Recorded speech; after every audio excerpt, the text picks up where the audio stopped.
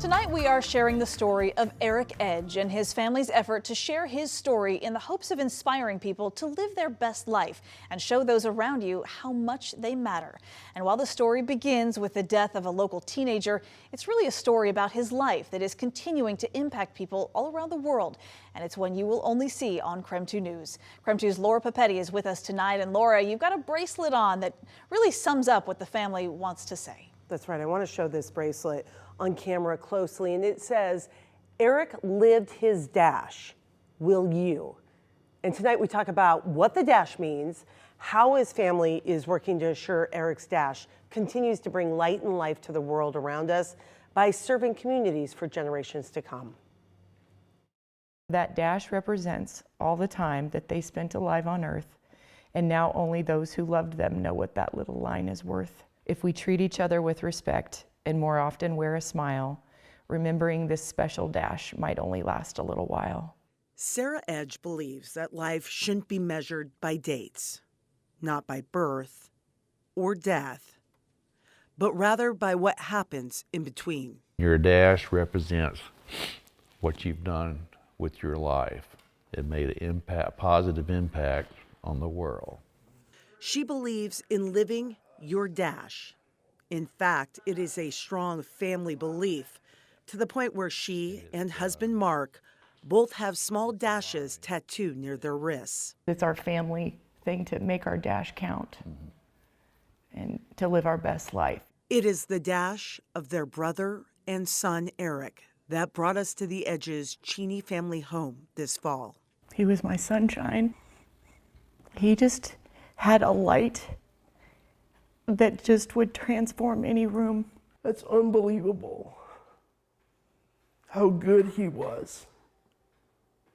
17-year-old Erik Edge was on summer break, the eve of his senior year at Gonzaga Prep, when he died unexpectedly from complications during a routine surgery.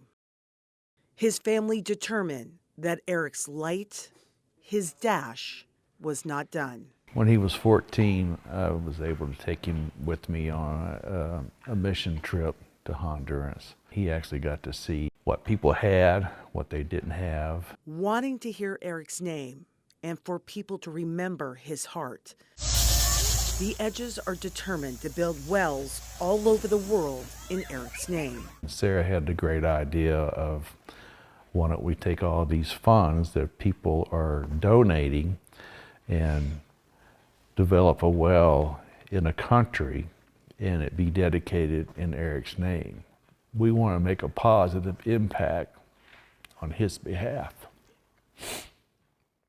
Fundraising just months after Erik's death, the family raised enough to build their first well and create a roadmap for more. We don't want to stop with just one or two. We want to keep going and going as long as we can. We had a beautiful event right here in the chapel on the first day of school to honor Erik. I feel like almost the whole senior class, that it really opened our eyes to just how we should live our life. Erik's Gonzaga Prep family is grieving as well. Suddenly, when he's gone, you realize how all these cool, crazy things that he did, but he was very humble. But no one is really surprised that Erik's life has inspired great acts of kindness, for that's how the teen chose to live his life, his dash. I don't think I ever heard an unkind word come from his mouth at all, ever. He was just an excellent human being, and it's sad that he's gone.